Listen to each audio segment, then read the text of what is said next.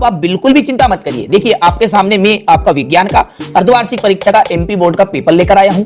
देखिए यदि आप चाहते हैं वास्तव में कि आपको 75 में से 70 नंबर से अधिक अंक प्राप्त हो तो यहां वीडियो आप जरूर देखिएगा और इस पेपर में बताए गए प्रश्नों को कंप्लीट करिएगा। यही पेपर आपका एग्जाम हॉल में आपको देखने को मिलेगा। तो देर किस बात की है, चलिए वीडियो को करते हैं स्टार्ट। ठीक है, सबसे पहले प्रश्न से हम अच्छे से बारीकी से समझेंगे, बड़ी ध्यान से आप समझिए, आधे से ज्यादा प्रश्न आपको यहीं पर याद भी हो जाएंगे। ठीक है, तापमान का एसआई मात्रक क्या है? केल्विन, न्यूटन, पास्कल की जूल। तो केल्विन एकदम राइट है। कार्बन का जो परमाणु द्रव्यमान होता है वो होता है 12। ठीक है, तो 12 ऑप्शन पर आप बिल्कुल क्लिक कर दीजिएगा।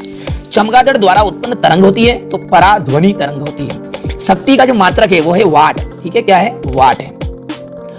किसी वस्तु के काम करने की क्षमता कहलाती है तो क्या कहलाती है? वो ऊर्जा कहलाती है। वस्तु की कार्य करने की जो दर है, दर को कहते हैं शक्ति और क्षमता को कहते हैं ऊर्जा। ठीक है, परमाणु के किसी कक्ष में इलेक्ट्रॉन की अधिकतम संख्या कितनी होती है? तो 2n स्क्वायर। याद रखिएगा 2n स्क्वायर। क्या? 2n square. जल्दी से फटाफट बोलिए। न्यूक्लियन कहलाते हैं। न्यूक्लियन होते हैं भैया प्रोटॉन और न्यूट्रॉन। क्या होते हैं? प्रोटॉन और न्यूट्रॉन। जल्दी से बोलिए क्योंकि आपको याद भी करना है, तो एक और दोनों। ठीक है, चलिए आगे बढ़ते हैं। इसके बाद में है आपका लाइसोसोम को रिक्त स्थान वाली थैली भी कहते हैं, तो आत्मघाती थैली कहा के नाम से जाना जाता है। कोशिका कोशिका जो सभी जीवों की मूलभूत इकाई है। श्रव्य तरंगों की जो परास है वो कितनी है? लगभग देखिए 20 हर्ट्ज से 20,000 हर्ट्ज तक। धातुएं ताप और विद्युत की रिक्त स्थान होती है तो कैसी होती है? सुचालक होती है। निलंबन कणों का व्यास 10⁻⁵ मीटर होता है। धातुएं जो होते हैं वो विद्युत तथा ताप की कैसी होती है? सुचालक होती है। विलयन एक कौन सा मिश्रण है? समांगी मिश्रण है। अब क्वेश्चन नंबर 3 में आपकी जोड़ी है, ध्यान से समझ लेते हैं। कार्य बटा समय यानी कि शक्ति का फॉर्मूला होता है कार्य बटा समय। संयोजी ऊतक का मिलान कर दीजिएगा आप रक्त से। दूरी एक कैसी राशि है? तो अदिश राशि है। कोशिका की खोज रॉबर्ट हुक हो गया। दाब का जो मात्रक है वो होता है पास्कल। कार्बन का जो संकेत है वो होता है C, एकदम राइट रहेगा। आयन Cl ऋण आयन और केंद्र ताप कहा जाएगा जीवाणु। ठीक है, तो ये थी जोड़ी, स्क्रीनशॉट भी आप ले सकते हैं। ठीक है, चलिए आगे बढ़ते हैं। अगला जो है आपका वो आएगा, देखिए एक वाक्य में उत्तर। ठीक है, एक वाक्य में उत्तर है कड़कनाथ किस जंतु की नस्ल है? तो मुर्गी की। दुग्ध उत्पादन में अपार वृद्धि को क्या कहते हैं? श्वेत क्रांति के नाम से जाना जाता है।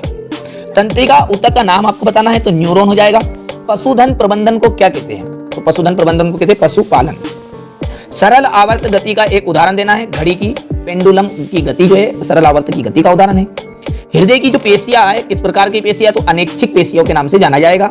कृषि उत्पादन में अपार वृद्धि को क्या कहते हैं? कृषि उत्पादन में जो अपार वृद्धि होगी उसे कहेंगे हरित क्रांति। क्या कहेंगे? हरित क्रांति।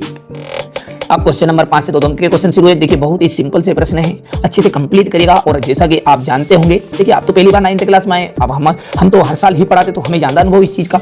देखिए अर्धवार्षिक जो परीक्षा का पेपर है इसमें से आपका 50 से 60% यानी कि 30 से 40 या 50 नंबर तक का पेपर आपका वार्षिक परीक्षा में रिपीट होगा, इसलिए अच्छे से कंप्लीट करिएगा। ठीक है भैया, गलनांक और कथनांक में अंतर। यहाँ पर देखिए निम्नलिखित तापमानों को केल्विन इकाई में बदलना है। 25 डिग्री सेल्सियस और 100 डिग्री सेल्सियस। किसी वस्तु के घनत्व से आप क्या समझते हैं? आर्किमिडीज का सिद्धांत से आप क्या समझते हैं? हाइड्रोजन के 3 समस्थानिकों के नाम और सूत्र आपको बताने हैं। इलेक्ट्रॉन, प्रोटॉन और न्यूट्रॉन के खोजकर्ता के नाम। निम्न तत्वों की परमाणु संख्या एवं परमाणु द्रव्यमान संख्या लिखिए। ठीक है, बोर के परमाणु मॉडल की व्याख्या करना है। जाइलम ऊतक के कार्य लिखने हैं। रंध्र के कार्य। घर्षण को कम करने के लिए 2 उपाय बताने हैं। घर्षण को बढ़ाने के भी 2 उपाय बताने हैं आपको। वाष्पन से आप क्या समझते हैं? ऊर्ध्वपातन को परिभाषित करना है। ठीक है भैया, सिंपल से प्रश्न आपको एग्जाम में आपको देखने को मिलेंगे। ठीक है, यौगिक तथा, देखिए अगला देखते हैं, थोड़ा पहले व्यवस्थित कर लेते हैं। हाँ ठीक है, यौगिक तथा मिश्रण में कोई 2 अंतर। कोलाइड के कोई 2 गुणधर्म बताने हैं। समांगी मिश्रण को उदाहरण सहित आप किस प्रकार पुष्टि करेंगे कि दिया हुआ रंगहीन द्रव शुद्ध जल है। और यहाँ पर देखिए निम्नलिखित ऊतकों के नाम बताइए जो भोजन का संवहन करता है, जो ऊतक वसा का संचयन करता है। ठीक है, यहाँ पर देखिए गुरुत्वीय त्वरण से आप क्या समझते हैं? उत्प्लावकता से आप क्या समझते हैं? ठीक है, इसके बाद देखिए अगला है यहाँ पर जंतु एवं पादप। जंतु कोशिका में अंतर आपको बताना है। ठीक है, माइटोकॉन्ड्रिया को कोशिका का बिजली घर क्यों कहते हैं? जंतु कोशिका का स्वच्छ नामांकित चित्र बताना है। एक पादप कोशिका का स्वच्छ नामांकित चित्र। कार्य, शक्ति और ऊर्जा की परिभाषा लिखकर उनके मात्रक देने हैं। गतिज ऊर्जा के लिए व्यंजक प्राप्त करना है। निम्न की उदाहरण सहित व्याख्या करनी है। संतृप्त विलयन और निलंबन और समांगी तथा विषमांगी मिश्रणों को उदाहरण सहित आपको बताने हैं। ठीक है, चलिए इसके बाद में जो आपका यहाँ पर देखिए क्वेश्चन नंबर 20 जो है वो 3 नंबर का है। रासायनिक फॉर्मूले लिखने हैं चारों के। इसी तरह इनमें विद्यमान तत्वों के नाम देने हैं, चाल और वेग में कोई 3 अंतर आपको बताने हैं, ठीक है, और हृदय पेशी का नामांकित चित्र आपको देने हैं, ठीक है भैया। तो ये था आपका क्लास 9th का साइंस का जो विज्ञान का पेपर एमपी बोर्ड में आएगा, वो पेपर मैंने आपको बता दिया है। आशा करता हूं आप इसे अच्छे से कंप्लीट करेंगे, और इसी तरह के दूसरे पेपर आप देखना चाहते हैं तो चैनल को अभी तक सब्सक्राइब नहीं किया है तो सब्सक्राइब जरूर करिएगा, क्योंकि देखिए जैसे